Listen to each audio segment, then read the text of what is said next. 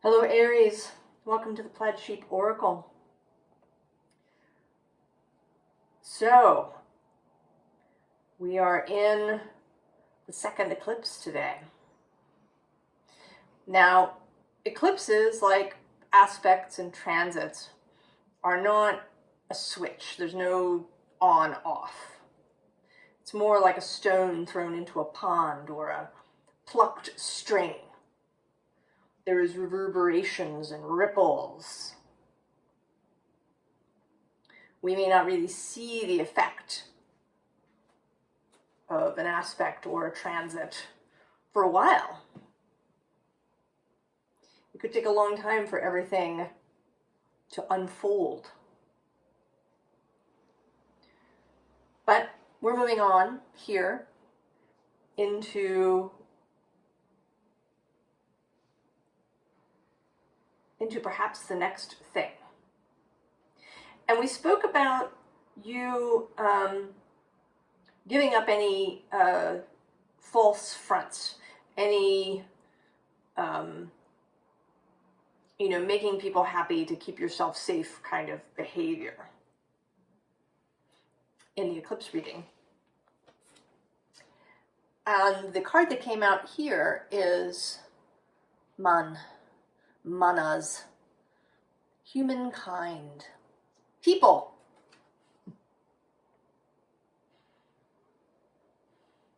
And this actually card is myself and humankind.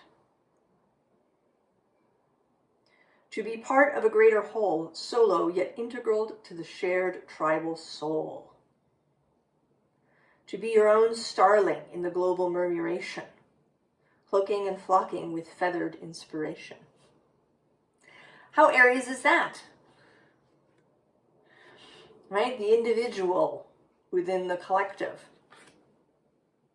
And in relationship. So we are here with this Ten of Cups, which is emotional fulfillment within a group. So with a family, with a community, with friends, with other people.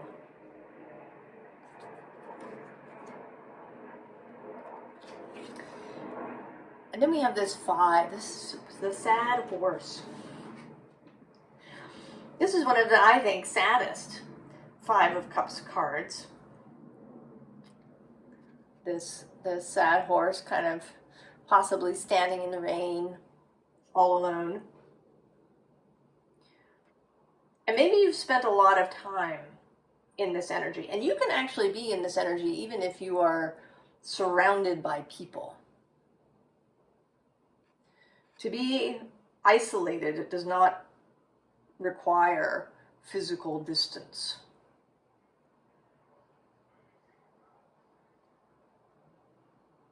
And you've spent time here, but you're coming out of that.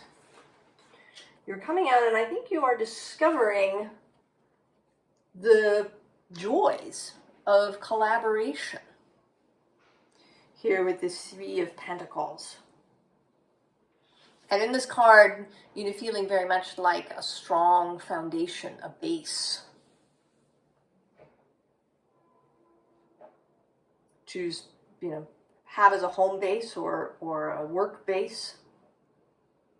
I think you're really seeing the advantages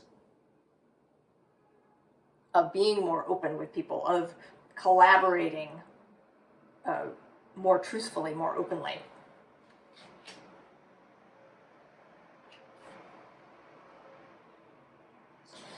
And this may feel, here with death, it may feel really profound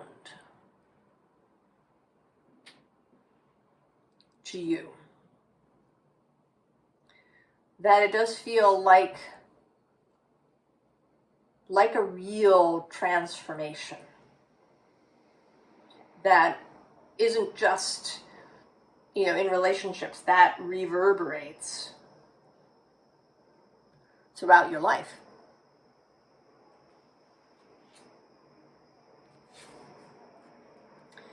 And then here we have more of that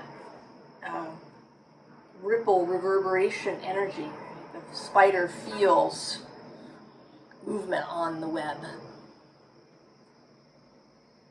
And by being more open with people, you may be finding that your capacity to hear spirit is also increased. To be in connection with nature, with your metaphysical senses. To be hearing things more clearly. To be more in touch in general. Because when we close off part of ourselves, it's difficult to really make that be just this part. Closing off has a tendency to close off everything.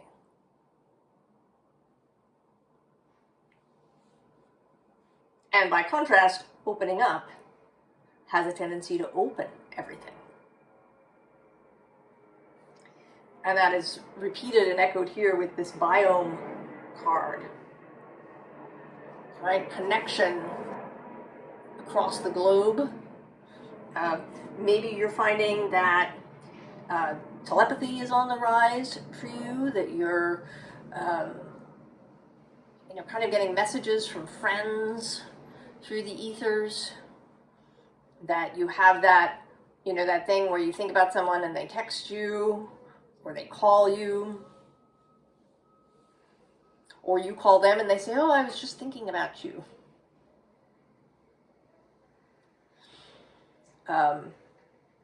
You may be finding, that other extrasensory perception is beginning to increase.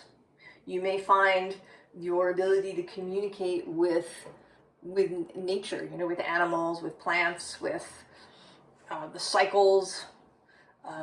Maybe you can tell if it's going to rain or not rain. Right? That there's openness. And here with the equator card below, this joining up, this connection, or the willingness to make connection openly with another, is beginning to open other doors.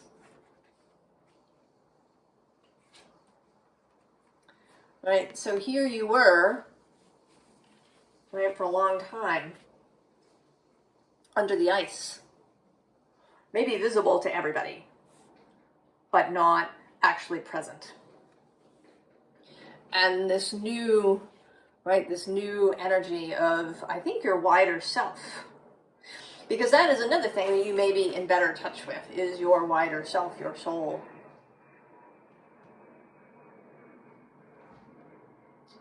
That communication is happening more openly as well. And so this energy is arriving, right, to really wake you from this slumber, to melt this ice.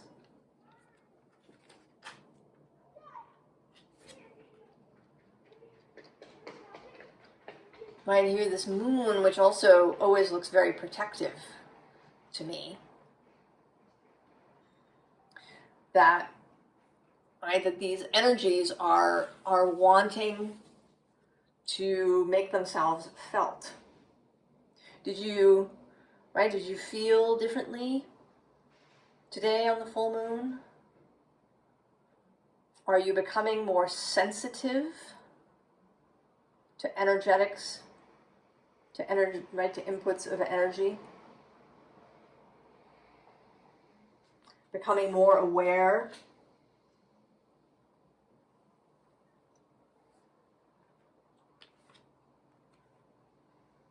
Right? If you engage in magical practice,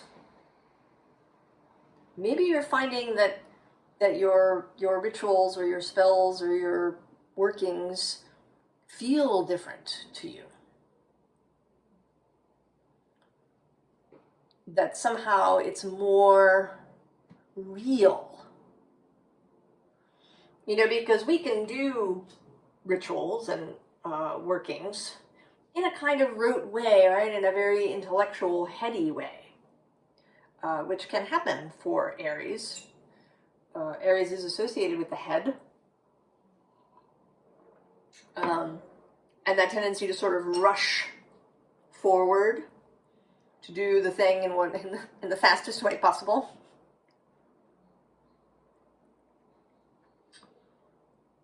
But maybe that is changing as well, that you're really feeling. And here with this fecundity reign, right, that you can go out, possibly into a rainstorm, and that you really feel that maybe you begin receiving messages and information through nature, through these much more subtle channels than before. That instead of a giant billboard, that now you see even the tiny little sign that's hidden in the grass. It stands out to you now in ways that it didn't before.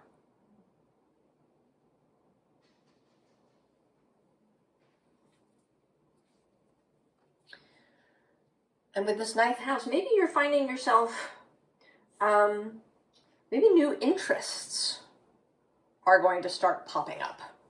This is all a process. Yeah, you may just be, here in the beginning,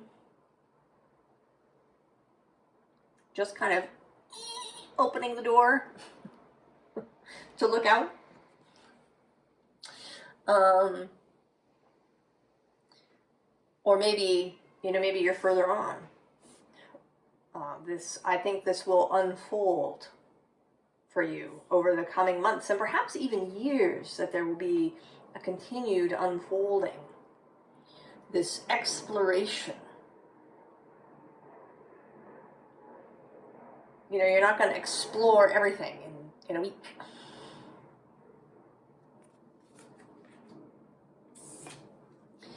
And then with sustainability, this sixth house associated with Virgo energy, dedication, and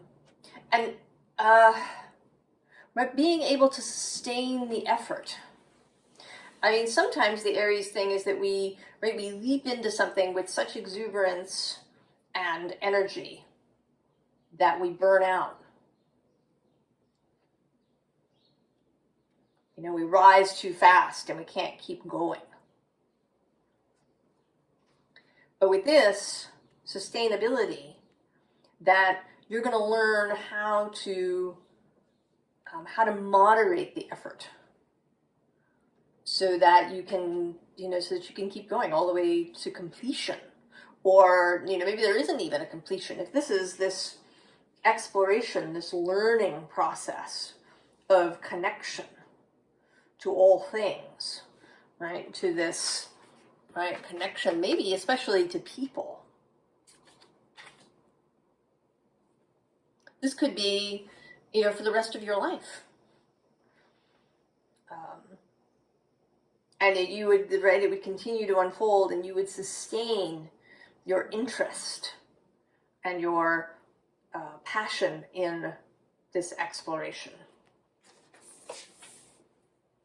And also here with Saturn, he's also about consistency, about integrity, my favorite word. Here, structure, completion. Mars, your guiding planet, is exalted in Capricorn, which is Saturn's space.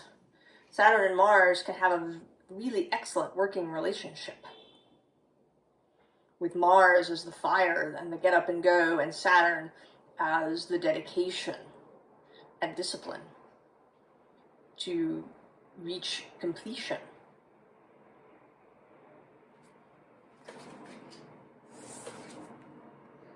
And then communication. And here, I think, especially with other people,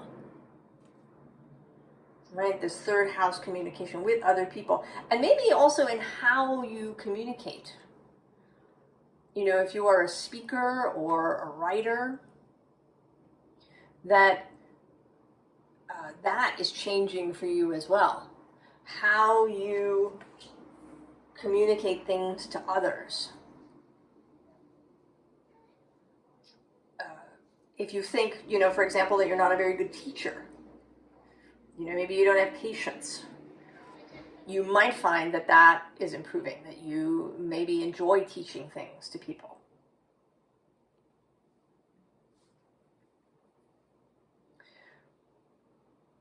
So here we have maybe the last, kind of the last remnants. We have this Three of Swords, and it, right, the underlying deck wanted to sit above this card before I turned it over, and what's under it is the Nine of Swords.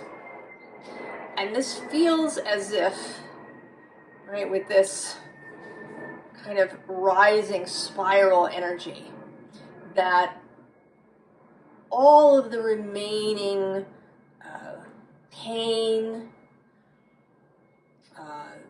any remaining clutching your pain to you, hanging on to it for any reason, you know, getting really up into your head about it, is going to be really released. And I think partly perhaps through this process, because we have here this Seven of Pentacles, and she looks very satisfied with her harvest, with these fruits that she's grown. So you may also be feeling, you know, much more at peace with yourself. Because we also go from this Seven of Wands, which is, you know, this combative energy. And perhaps, you know, this, right, this one has, you know, babies here to protect. This protective, self-protective, I think, feeling. And instead what we have is the Nine of Cups. So that the other effect, it's kind of right, it's a mutual thing that happens. You open up a little bit, you start to receive more, you feel better, you release. And the more you release, the better you feel, and the more you open up.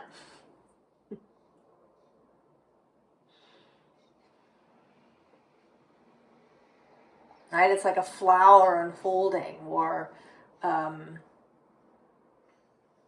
you know, something growing, releasing itself. This mutuality, this synergy that happens when you engage with other people. And this doesn't mean, right, that you have to, you know, engage with the entire world, that you have to suddenly make 20 friends. You know, this can just be about, you know, 1 or 2 or 3 people that are in your immediate environment. It might even be, you know, in casual ways.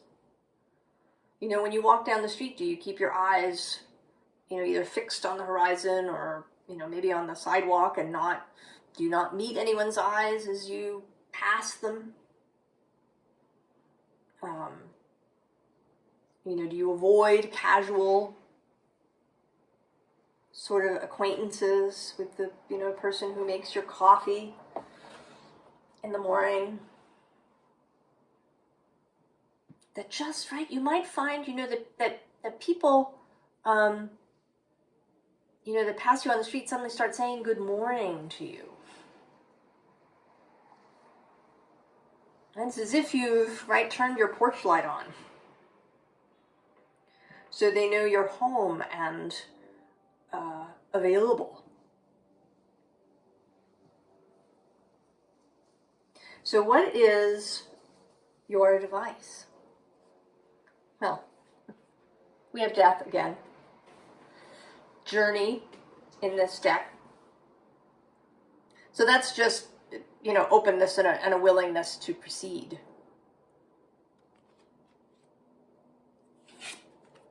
And the Queen of Vessels, the Queen of Cups. Caring for your own emotions, being aware of them, really learning how to regulate yourself, and being this Queen of Cups energy for other people. You know, it doesn't mean that you have to solve all their problems, but just that you know, are willing to see them and willing for them to see you. And then with the Six of Arrows, a willingness to go where this leads you. Because it's quite possible, right, with death appearing twice, with this exploration card, the magic card, and then actually, you know, 2 more major arcana that we had coming in the advice, that you're going to be moving in some way. You know, maybe you're going to change jobs. Maybe you're going to, you know, change relationships or form a relationship that you didn't have. Maybe you're going to decide to have children. Maybe you're going to move somewhere once all these signals and start coming in more clearly. There's going to be change upcoming. So a willingness to change and a willingness to meet kind of big energies. Because we have here the green woman who is the Empress, and the stag who is strength. And they are, you know, these are grand, cosmic, major arcana energies that you are going to encounter as you continue on this journey. And I don't know how that will be. Could be in many, many different ways. It might be people that you encounter. It might be experiences. It may be that you're on your way to being one or both of these energies. You may not, you may not reach here for a while. This could be part of the unfolding.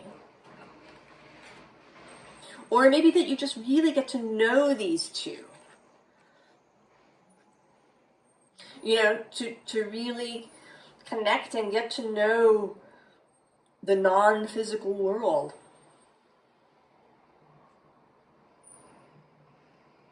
Right? To really form deep relationships, friendships.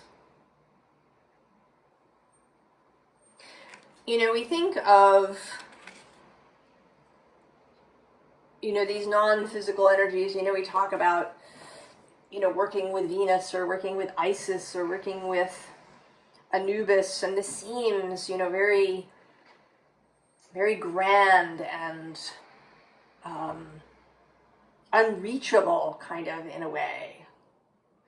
But my experience is that the non-physical doesn't see it that way.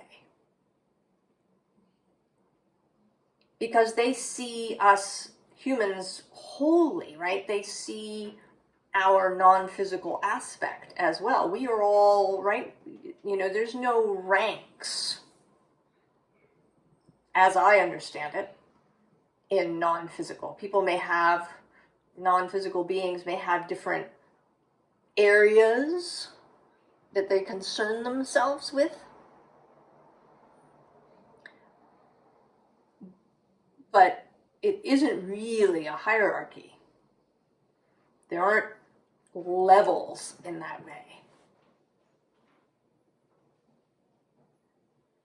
Right? That this is, right? This is a friendship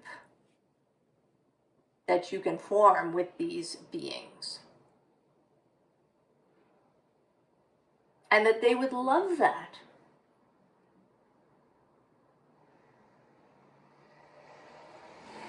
You know? We often, right, we sit here, we divine, we ask our guides, you know, what are they thinking? What is their advice? How do they see us? But sometimes I like to ask, well, how are you?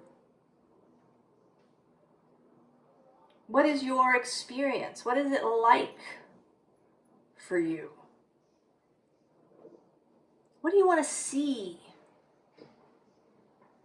How do you feel?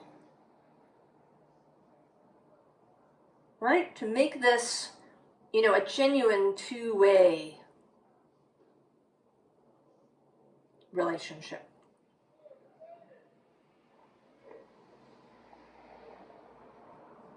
So Aries, I think this is a grand adventure that you're going to go on. And I'm really excited for us. I wish you all the very, very best, Aries. And I will see you next time. So long.